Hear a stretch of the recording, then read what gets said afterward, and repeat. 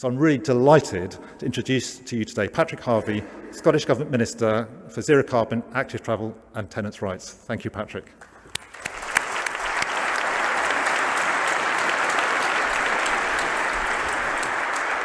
Well, thank you very much, and good morning, everyone. It's a kind of slightly awesome experience to be speaking in this rather intimidating but very, very grand space. So thank you very much for the invitation.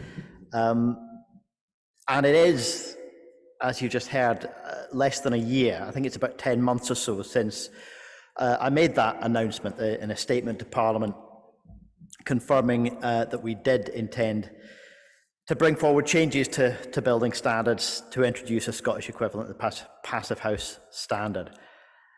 And I'm really delighted, therefore, that we've been chosen, Scotland has been chosen as the host country for this year's conference in recognition of that work and of our commitment to continue to give leadership in this policy area. Our homes and buildings are still accounting for something like a fifth of our country's carbon emissions. And if we're going to have a chance of meeting those targets that you rightly said are ambitious, that Scotland has in law, which all political parties signed up for, we know that we're going to have to reduce emissions from heating our buildings by about 68% by 2030. That's a huge task. It's monumental. And obviously, one of the really critical areas in which we need to make more progress in not just cutting our emissions, but also cutting the cost of living, which makes this challenge all the more urgent, is improving energy performance. And one of the easiest ways to do that is in our new homes and buildings. We've got a huge other challenge on the retrofit side, and that's going to be in many ways more difficult. But the opportunity of changing the way that we build our new homes and buildings is very, very obvious. Cutting their energy use and ending our reliance on fossil fuels for those buildings altogether. That over-reliance on fossil fuels, which exposes people to volatile fossil fuel prices as well, is very, very obviously a high priority. That's why the Passivhaus Agreement, the agreement that brought the Greens into government for the first time, and the shared policy programme that was agreed between the two parties, between the Scottish Government, as it was at the time SNP only, and the Scottish Green Party as we negotiated to enter it. That agreement and that shared policy programme included commitments to decarbonise the heat that we use in new buildings from 2024. And we are already making progress.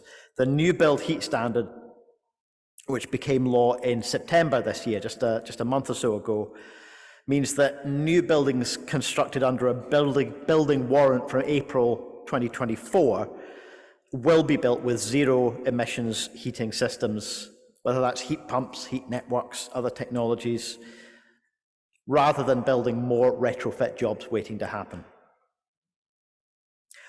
Optimising the energy efficiency of our new buildings is also a critical part of this journey to net zero, and it has been made all the more urgent by the cost of living crisis and the unprecedented surge in energy prices. So the Passivhaus Agreement also committed to explicit support for Passivhaus and similar standards, standards which are proven to deliver energy-efficient buildings that meet high-performance targets through informed design and with quality-assured construction processes.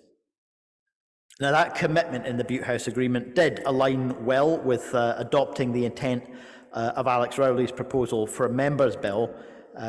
We thought doing it without primary legislation was a quicker and probably better way of doing it, and that's why I made the commitment to make changes by the end of next year to introduce a Scottish equivalent to the Passivhaus standard into our system. So what might that Scottish equivalent look like? Well, firstly, Passivhaus obviously optimises the building fabric and services performance to reduce the energy that's needed by a new building while providing a healthy indoor environment. We have to continue to develop standards that are effective in reducing the energy that's drawn from utilities, with a focus on building performance and in optimizing insulation levels from day one. Secondly, the Passivhaus process focuses on the construction of buildings that meet the high design standards set. That's needed to deliver better performance in practice and increase assurance of compliance with regulations. This needs to align with our broader compliance plan approach and build on the best practice that's already being implemented by the construction sector. These themes will continue to be at the centre of our work in helping us to understand how a Scottish equivalent should look in practice. But we do have to appreciate that any standard that's introduced will apply to every new building constructed in Scotland. It therefore has to be deliverable in practice at such a scale. Any equivalent standard needs to recognise this as a really important factor. It's the intention to implement the proposed changes through our existing building standards system without the need for new or additional systems of third-party certification. But we will consider opportunities to build on the established options for certification of design and construction, as well as the potential to recognise established standards such as Passivhaus as a citable alternative approach to compliance for the relevant building standards. Now, at this stage in the review, there are currently 3 areas of focus. Firstly, continuing to bring as many groups together who are delivering low-energy buildings. Using the working group that we've set up, technical workshops and other forms of engagement are looking to understand what current good practice and best practice looks like in Scotland. That's why we're undertaking work to gather design specifications that illustrate the early response to the current 2023 energy standards. We know that right now, particularly in the social and public sectors in Scotland, buildings are being delivered to the Passivhaus standard in greater numbers every year. Recently, I visited the Hanover Scotland project in Drimmen, and I spoke to residents about their experience of living in a Passivhaus home. I'm looking forward to hearing the presentations that will follow here as well. In July, I visited the Blackridge Nursery, Scotland's first Passivhaus nursery. There's work underway at Dunfermline Learning Campus, which is also piloting the Building Standards Compliance Plan. And Passivhaus homes are also nearing completion at Dundas Hill in Glasgow. So I would encourage everybody at the conference to continue to advertise the good work that's already being done in this area. Secondly, work is underway to agree the means by which we define targets and measure success, and on the level of prescription within our standard which will support successful building outcomes. Critical review is required of the way in which we currently set performance targets, and consideration of alternative options with lessons learned from Passivhaus and other low energy standards. We need to consider where our current approach is beneficial and where it's not. We need to understand the risks and opportunities that arise from consideration of different approaches to target setting. Examples include the use of absolute or relative performance targets, or greater recognition of local climate data, and the calculation methodology that we use for this purpose. We need to support improved targets with a more robust assurance framework for both the design stage and on construction, and we can learn from the quality assurance approach of Passivhaus in both respects, and from current good and best practice elsewhere.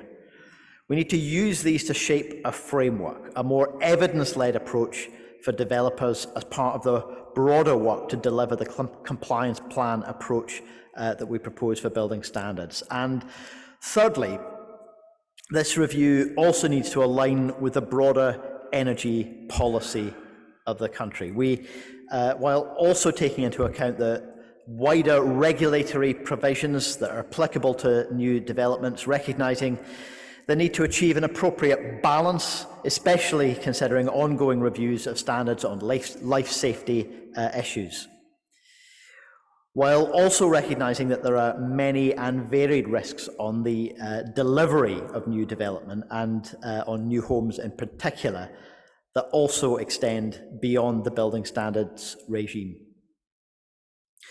To develop the Passive House equivalent standard, as I said, a working group has been established.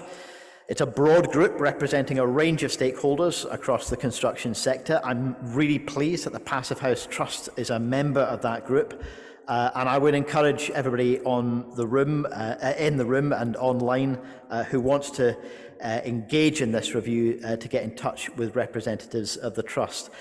And I do want to take this opportunity to recognise the important role that the Passive House Trust are playing in this group and in the support they're providing in the delivery of a Passive House equivalent standard for Scotland.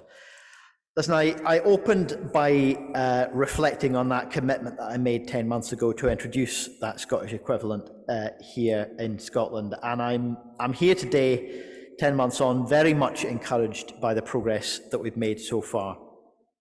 It would be lovely to be able to be here and lay out in fine detail the precise options that we're going to be consulting on next year. But I also recognise that the development of these proposals does take time if we're going to get it right, particularly when there is such a range of topics to cover in arriving at a set of viable proposals. But I'm very encouraged by the level of discussion that's been generated to date. The prospect of a Passive House equivalent standard has attracted an impressive level of engagement from all corners of the industry and bringing together a collective enthusiasm to develop a new standard that provides greater assurance that the new buildings that we deliver have improved energy efficiency and thermal performance, not just designed, but critically in use. The Scottish Government has an important leadership role, of course. In setting policy, we're determined to fulfil our climate obligations and to take full advantage of the knowledge and lessons that are learned from those already leading the way.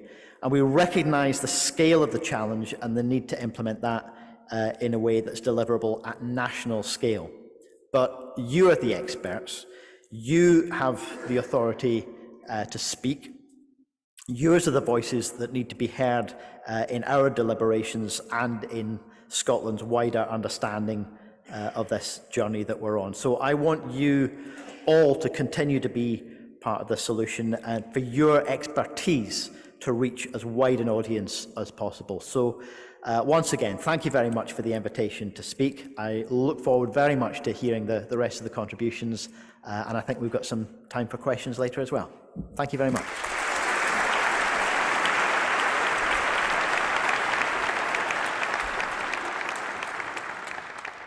Thank you very much indeed, Patrick. That was a really